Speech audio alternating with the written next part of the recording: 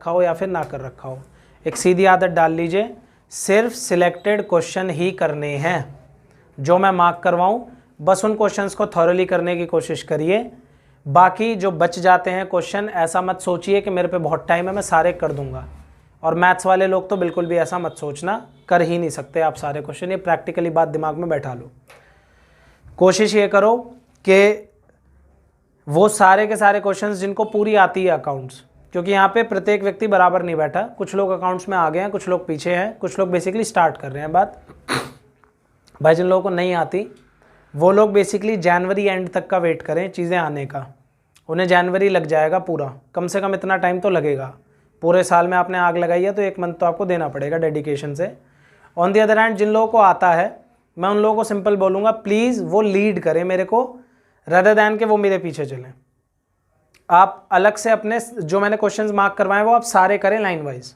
ये ना सोचें कि क्लास में तो रेशो चल रहा है तो हम रेशो ही करें, नहीं।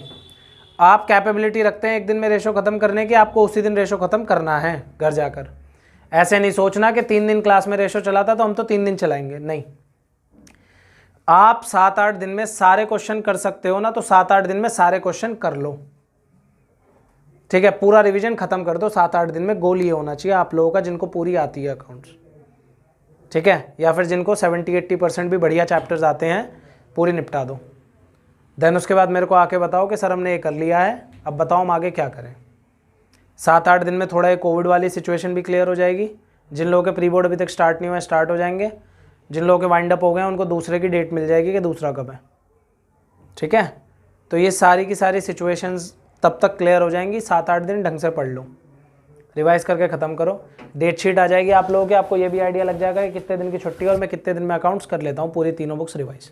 ओके, मैंने तीनों बुक्स मंगवाई थी आपसे इसी वजह से आज, सो दैट कि मैं आपको क्वेश्चंस मार्क कर पाऊँ सिलेक्टेड, कि यही क्वेश्चंस हम लोग करेंगे। क्लियर बात है।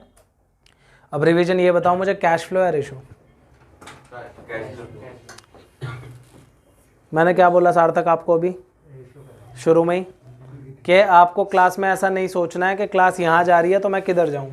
क्वेश्चंस निकालो, करना शुरू करो।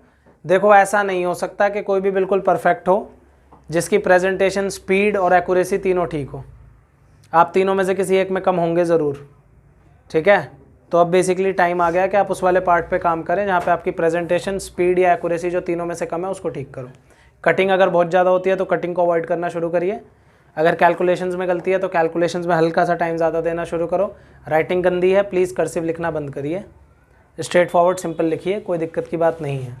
क्लियर बात। स्केल एंड पेंसिल का इस्तेमाल करिए फॉर्मेट खींचने में, थोड़ी सफाई लाइए अपने काम में। अगर आप साफ़ नहीं करेंगे कोई नंबर नहीं देगा आपको, कॉमन सेंस लगाया करो इतनी। Got it.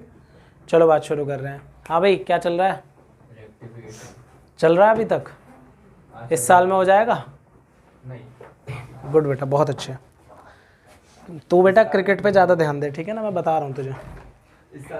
इस साल का IPL खेलना ही है तेरे को, नहीं हो रही पढ़ाई तुमसे। चलो बात शुरू कर रहे हैं।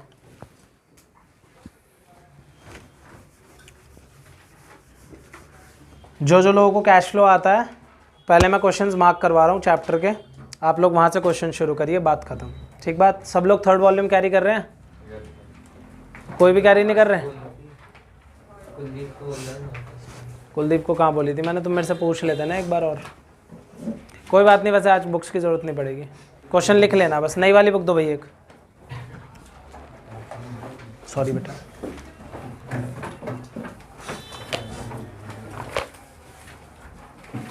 क्वेश्चन कर ले, शर्म कर कुछ। अरे क्वेश्चन 4 कर रहा था आपने, वो गलत आ रहा डबल वाला? हाँ, आपने कहा था वापस समझाओ। मेरा सर फाड़ दे भाई करिश। क्वेश्चन मार्क करेंगे, समझा दो। समझा रहा हूँ बेटा, ऐसा थोड़ी है कि समझा बिना छोड़ देंगे हम। आप कह रहे हैं सिर फाड़ दे। नहीं बेटा, वो तो मजाक है बेटा। क्वेश्चन नंबर 6, भैया नोटबुक में लिख लो, किताब में वो सर्कल और स्टार मत बनाना प्लीज़, कॉपी में लिखो उसको साफ साफ, ठीक है। चलिए कैश फ्लो स्टेटमेंट में क्वेश्चंस मार्क करेंगे। क्वेश्चन नंबर 6, देन आपको करना है क्वेश्चन नंबर 8, देन उसके बाद आप सीधा स्किप करके आ सकते हो क्वेश्चन नंबर 10, 11, ये जो छोटे क्वेश्चन है एग्जाम में कम आते हैं, बट आपको एक आइडिया लग जाता है फॉर्मेट याद करने का। Question number 15। बेटा बातें मत करो प्लीज़, इसको लिख लो नोटबुक में एज इट इज़, जैसे मैं आपको दे रहा हूँ।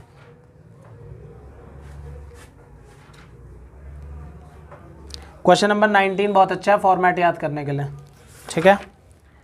देन उसके बाद आप आगे आ जाइए, आप आ जाएंगे क्वेश्चन नंबर 22 पे, क्वेश्चन नंबर 24, 25।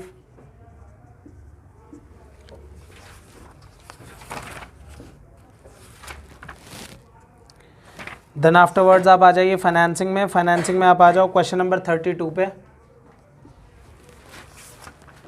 32 के बाद क्वेश्चन नंबर 34 बहुत ज़्यादा अच्छा है, 34 एंड 36। इसके बाद आप लोग आ जाइए बड़े वाले क्वेश्चंस में। बड़े वाले क्वेश्चंस में हमारे पास क्वेश्चन नंबर 43, 44, 45,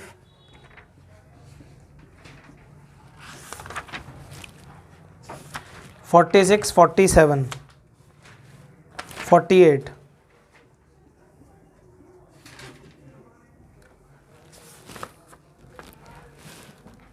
किसी को कुछ बेसिकली बहुत ज़्यादा स्पेशल करना हो या जिसे लगता हो कि हमारा कैश फ्लो बहुत अच्छा है, वो क्वेश्चन नंबर 50 कर सकते हैं, सबको ज़रूरत नहीं है करने की। That's it. बात सुनेंगे ध्यान से ज़रा। आप लोगों को, जो लोग basically cash flow first time कर रहे हैं या फिर अभी जो रिवाइज कर रहे हैं, उनको ये सारे क्वेश्चन करने हैं इस टाइम पे। अभी जब आपका एग्ज़ाम होगा ना बोर्ड का, तब आपको बस ये वाले क्वेश्चंस करने हैं, दैट्स इट। ये सारे करने की कोई ज़रूरत नहीं है, इन सारों को बस आप रीड कर सकते हो, दैट्स इट। क्लियर बात है? सिर्फ इनका सल्यूशन देख लो, क्योंकि जो आप अभी सॉल्व करोगे वो साफ साफ तो आपने सॉल्व करा ही होगा, नोट्स आप पे हैं नहीं अगर, तो अभी तो आप बना रहे हो। सिंपली इन वाले क्वेश्चंस को रीड कर लेना जो ये वाले हैं, और बेटा जो ये वाले हैं इनको करके ही जाना है, चाहे एग्ज़ाम में 3 दिन मिले या 4 दिन मिले। क्लियर बात? ऐसा नहीं हो सकता कि आपका कैश फ्लो का क्वेश्चन गलत हो जाए अगर आप इतना करके जाते हो तो। तुम जैसे डीओपी हैं हमारे, तो हम क्या करें बताओ।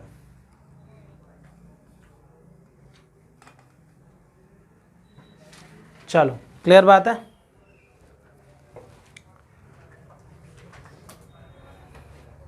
बेटा बहुत बिगड़ रहा तू भी।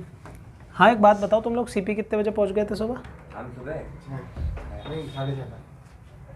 फिर क्या करा तुम लोगों ने? वहाँ पे गाड़ी वाले आए थे जो ब्लॉग नहीं बनाते। हाँ। मेरा दाग के आए थे बड़ी गाड़ी में। क्या मतलब? बाइक। अच्छा गाने जा रहे थे। लेकिन गाड़ी भी चल रही है। मैं बाइक गाड़ी तो वही चल। कोई बात नहीं, होता है ऐसा। मिटा दो इसको, लिख लिया सबने?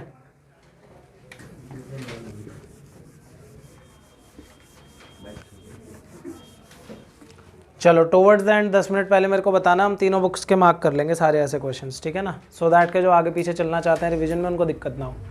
बात शुरू कर रहे हैं देखो कैश फ्लो स्टेटमेंट से।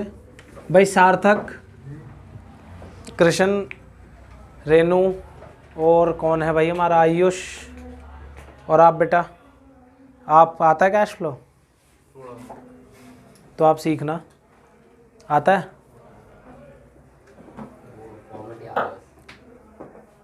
तुम्हारा मर्डर कर दूंगा मैं। चलो तुम्हें तो आना चाहिए कैश फ्लो, पूरी एमपीएस गैंग को आता है, तो तुम्हें क्यों नहीं आता भाई? शुरू से आज तक कैश फ्लो नहीं पढ़ा, वहाँ पे ब्रजेश सर पढ़ाते रहेंगे, यहाँ पे आप पढ़ाते रहे। मैंने पढ़ाया तो है इसको, ऐड क्या रहा है फिर? कह रहे बहुत एंड पे आगे बढ़ी है ना, टोका निकाल के मारो। कोई बात नहीं, चलो ध्यान। आग पे चढ़ के ना लगने लगे। यार आपने कुछ बोला था, तुम बोल तो रहे थे। किस बारे में? कुछ बोलेंगे आपने? हमें नाम पॉइंट। हाँ मैं ये कह रहा था कि भाई तुम लोग क्वेश्चन करने शुरू करो ये वाले, ठीक है, और डिस्कस करें बिना करना प्लीज। ध्रुव के कान पे थप्पड़ मार दो। चलो अच्छा, तेरा नंबर चुपचाप कर ले। नहीं बेटा, ये सब तुम लोग ना ये सारे स्टंट स्कूल में करा करो, मैं इन सबसे खुश नहीं होता। चलो भाई देखो कैश फ्लो जो है बेसिकली हमारा अकाउंटिंग स्टैंडर्ड 3 रिवाइज से काम करता है। मैंने आप लोगों को बता भी दिया था कि अभी ऑब्सोलीट है, अब बेसिकली इसकी जगह क्या आ गया है, इंड AS 7, ठीक है। आगे बात करते हैं। बेटा कैश फ्लो हमारा 3 हेडिंग्स में बनेगा। वो 3 हेडिंग्स क्या हैं? Operating, investing and financing. एक बिजनेस जो होता है वो 3 तरह की ही एक्टिविटीज़ करता है, ये बात हमने समझी थी। वो 3 तरह की एक्टिविटीज़ बेटा कैसी हो सकती हैं? या तो हो सकता है जिस चीज़ से हमारा बिजनेस चलता है मेन, एग्जाम्पल के लिए हम लोग गाड़ियाँ बना के बेचते हैं, तो जो गाड़ियाँ बना के बेचते हैं उसमें जो पैसे खर्च हुए और उससे जो आए वो क्या है? Operating activities. दूसरा भाई हर एक बिजनेस कुछ ना कुछ एसेट्स खरीदता है और कुछ ना कुछ एसेट उसको बेचने भी पड़ते हैं, तो वो कहाँ पे आएगा?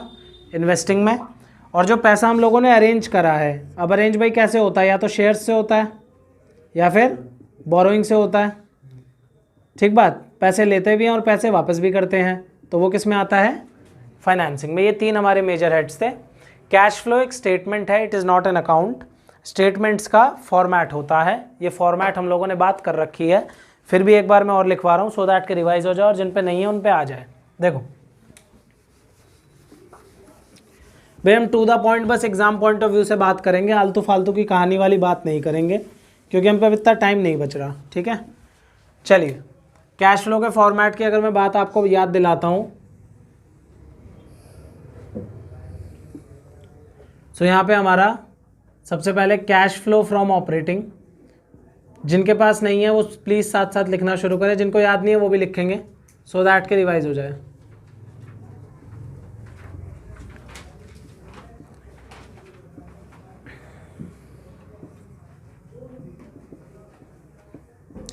कैश फ्लो स्टेटमेंट में बेटा सबसे ऊपर यहाँ पे आता है नेट प्रॉफिट। अब देखो भाई नेट प्रॉफिट आने के बाद हम लोगों को कुछ चीज़ें इसमें ढूंढनी होती हैं। वो कुछ चीज़ें क्या हैं? ध्यान दो यहाँ पे 1 मिनट के लिए प्लीज़, बाद में लिखना। सबसे पहले बेटा यहाँ पे आता है ट्रांसफ़र टू जनरल रिजर्व। सबसे पहले क्या आता है? ट्रांसफ़र टू जनरल रिजर्व या फिर रिजर्व, एक ही बात है, ठीक है बेटा। दूसरी चीज़ आपको ढूंढनी है प्रोविजन फॉर टैक्स। क्या ढूंढनी है? Provision for tax. Provision for tax लेना है करंट ईयर वाला। फिर आपको बेटा यहाँ पे ढूंढना है प्रपोज डिविडेंड। क्या ढूंढना है? Propose dividend. ज़रूरी नहीं है कि क्वेश्चन में सब कुछ हो, हमें खुद ढूंढना पड़ेगा, ये प्रीवियस ईयर का लेना होता है हमें। उसके बाद बेटा हमें ढूंढना है इंटरिम डिविडेंड। इंटरिम डिविडेंड माने साल के बीच में हमें ज़्यादा प्रॉफिट हो गया था तो हमने डिविडेंड पे कर दिया। उसके बाद बच्चे हमको चाहिए एक्स्ट्रा ऑर्डिनरी लॉस।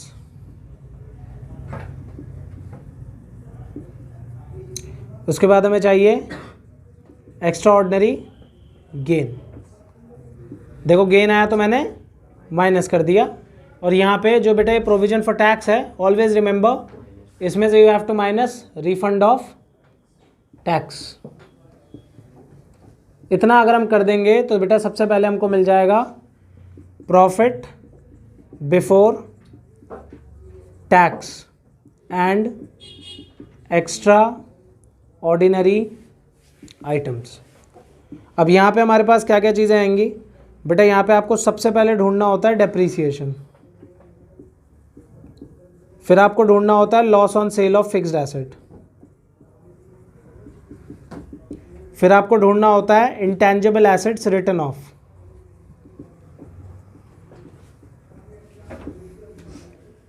फिर आपको ढूंढना होता है इंटरेस्ट ऑन लोन और डिबेंचर, फिर आप लास्ट में ढूंढते हो प्रीमियम ऑन रिडम्पशन। ये क्या होता है अभी बाद में बात करेंगे, ठीक है। जो बातें समझ नहीं आ रही उसको अपने आप में भी हाईलाइट कर लेना, और जो बातें मुझे लगती है कि आपको दिक्कत होगी मैं खुद हाईलाइट कर लेता हूँ, ठीक है। तो बेटा यहाँ पे आपको ये दूसरे पड़ाव पे मिलेगा profit before working capital changes. Simple बात है बिल्कुल। अब यहाँ पे बेटा मैंने क्या सिखाया था इससे आगे? हाँ तो क्या बेटा गेन आएगा तो माइनस हो जाएगा, गेन नहीं लिखा है मैंने, गेन यहाँ लिख दो, gain on sale of fixed asset, ठीक है। ठीक है सर भाई सोहन। चलो भाई यहाँ पे 2 चीज़ें प्लस सिखाई थी मैंने और 2 चीज़ें बेटा आपको माइनस सिखाई थी। प्लस क्या सिखाया था? Decrease in current assets and increase in current liability. अभी देख लेंगे बेटा वो। और यहाँ पे इंक्रीज इन करंट एसेट्स और decrease in current liability. Simple बात है, कोई दिक्कत है किसी को? लास्ट में ये सारी चीज़ों के लास्ट में एक चीज़ सिखाई थी, या तो provision for tax previous year या फिर टैक्स पेड, जो दे दे वो क्वेश्चन में, और इन सब में से, इन दोनों में से माइनस रिफंड ऑफ टैक्स। ये जब आप करके अंत में आंसर निकालोगे तो आ जाएगा कैश फ्लो फ्रॉम ऑपरेटिंग। क्या आ जाएगा? Cash flow from operating. Simple सा फॉर्मेट है हमारा, एंड बेसिकली पहले वाली वीडियोस में भी ये डिटेल में एक्सप्लेन मैंने करा हुआ है, तो उसमें से आप समझ सकते हो। सिंपल बात है। किसी के मन में कोई डाउट है इसके रिगार्डिंग? अब देखो एक बात समझो, जो लोग पहली बार कैश फ्लो पढ़ रहे हैं, इसको याद करने की इम्पोर्टेंस बहुत ज़्यादा है। अगर आपको ये याद नहीं है तो आपको कैश फ्लो नहीं आएगा। ऐसा कोई ट्रिक, कोई तरीका नहीं है कि इसको आप बिना याद करे कैश फ्लो बढ़िया बना दो और 6 में से 6 नंबर मिल जाए आपको। ठीक है, इसको 3 बार 4 बार 5 बार आपको लिख के देखना पड़ेगा। पेपर में इतना बड़ा कैश फ्लो नहीं आता कि सारी चीज़ें आएँ उसमें, कम होंगी उसमें। लेकिन प्रॉब्लम यह है कि हमें ढूंढनी सारी पड़ती हैं, क्योंकि ऐसा कुछ नहीं है कि ये एडजस्टमेंट ज़्यादा फेमस है तो यही आएगी और ये एडजस्टमेंट कम फेमस है ये नहीं आती। ऐसा नहीं है लॉजिक। ठीक है, सो डेली बेसिस पे प्लीज़ इस चीज़ों को रिवाइज करिए। जिनको आती है वो भी रिवाइज करें चेक करने के लिए, और जिन्हें नहीं आती उन्हें तो करना ही है। सुन रहे हैं बेटा आप? लास्ट चांस है ये, ठीक है ना? लास्ट का भी लास्ट। चलो लिख लो इसको, पे ध्यान दो। देखो जो अगला हमारा बेसिकली हेड है कैश फ्लो का, बेटा साइलेंस। बेटा ये फॉर्मेट उसी के कॉन्टिन्यूएशन में है। दूसरा जो बेसिकली हेड है हमारा वो है इन्वेस्टिंग एक्टिविटी। बच्चे बात नहीं,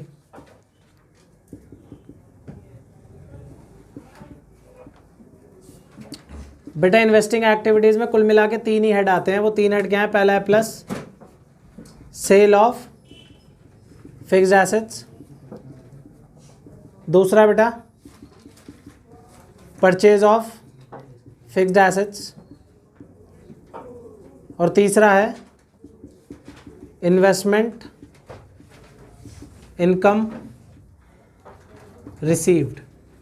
ये ऑपरेटिंग में भी आता है, जब मैं कराऊंगा क्वेश्चन तब मेंशन कर दूंगा। 3 चीज़ें होती हैं, या तो हमें रेंट रिसीव हो रहा होगा,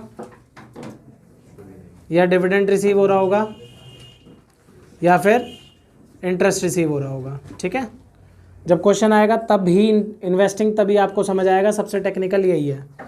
इसमें भले ही 3 ही एंट्री है हमारी, लेकिन इसका जो वर्किंग नोट है वो सबसे ज़्यादा इम्पॉर्टेंट है, और मेन जो अपना फोकस है वो इसी के वर्किंग नोट को सीखने पर है। ऑपरेटिंग में कोई भी वर्किंग नोट बनाने की हमको ज़रूरत नहीं पड़ती, फाइनेंसिंग में भी कोई वर्किंग नोट बनाने की ज़रूरत नहीं है। एक अगर हमें इन्वेस्टिंग आ गया तो पक्की बात है हमारा जो 6 नंबर वाला क्वेश्चन है वो ठीक ही होगा, प्रैक्टिकल में भी और बोर्ड में भी। ठीक है, चलो लास्ट वाला फाइनेंसिंग याद है किसी को पूरा? Cash flow from financing activity. देखो बेटा ध्यान देना है, यहाँ पे बहुत इजी है।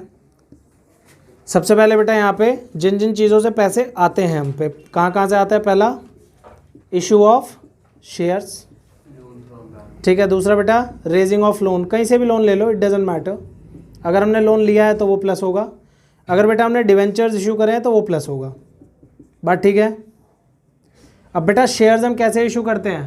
प्रीमियम पर, तो भाई प्रीमियम भी तो पैसे ही है ना, तो अगर हमने प्रीमियम पे इशू करे हैं तो SPR प्लस होगा। ठीक है, ये प्लस होने वाली चीज़ें थी, इसमें और कुछ प्लस होने वाला नहीं है, अब सारी माइनस होने वाली हैं। हो सकता है बेटा जो हमने शेयर्स पे पैसे लिए हम उन्हें वापस कर रहे हैं, वापस करने को बोलते हैं रिडेम्पशन। क्या बोलते हैं?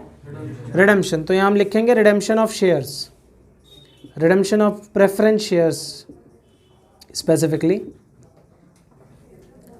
अगला रिडेम्पशन ऑफ डिबेंचर्स, आगे रीपेमेंट ऑफ लोन, लोन वापस करेंगे तो रीपेमेंट होगा, ठीक बात है। आगे बेटा हम लोन पे इंटरेस्ट पे करते हैं, इंटरेस्ट ऑन डिबेंचर या फिर लोन। आगे हम प्रीमियम ऑन रिडेम्पशन पे करते हैं, आपने ध्यान दिया होगा ये ऑपरेटिंग में भी आया था। ये जब आएगा तब मैं ज़्यादा स्पेसिफिकली आपको बताऊंगा ये है क्या। इसके अलावा बेटा प्रपोज डिविडेंड, प्रीवियस ईयर वाला जो ऑपरेटिंग में आया था। और इंटरिम डिविडेंड, ठीक है। ये पूरा अगर आप कर दोगे तो आपको मिल जाएगा cash flow from financing activity. बात समझ में आई? थोड़ा बहुत कुछ आइडिया लगा? कैश फ्लो में जिस तरीके से बैलेंस शीट जब हम टैली कर लेते हैं तो हमें पता चल जाता है कि हाँ भाई हमारा जो बैलेंस शीट है वो ठीक बना है। इसी प्रकार से कैश फ्लो में भी एक तरीका होता है जिससे हम ये चेक कर सकते हैं हमने जो कैश फ्लो बनाया वो ठीक है या नहीं है। लेकिन वो तरीका हम तभी सीखेंगे जब हम लोग कैश फ्लो बनाएंगे। अभी वो फॉर्मेट नहीं लिख रहा, कन्फ्यूजन क्रिएट ना हो इसलिए। आप लोगों का मेन पर्पज़ है इतना याद करो, हल्का सा रट्टे का एलिमेंट है भाई, फैक्ट है, ठीक है। लेकिन जब आप क्वेश्चन करोगे सेंस बननी शुरू हो जाएगी धीरे धीरे। ऑब्वियस सी बात है, लास्ट मोमेंट पे पढ़ रहे हैं हम तो थोड़ा सा तो याद करना पड़ेगा हमें। कम से कम 2 3 4 बार लिखो जिन लोगों को डाउट है इसमें। बिल्कुल टिप्स पे याद होना चाहिए, कोई चीज़ मिस नहीं होनी चाहिए। अगर आपको चीज़ मिस हो रही है तो आपसे गलत होगा कैश फ्लो, ठीक है। शाम लास्ट चांस है, पढ़ ले, बाकी अदरवाइज टाइम नहीं आएगा लौट के, ठीक है। लिख लो इसको, ख़त्म करो बात को। हाँ जी बेटे।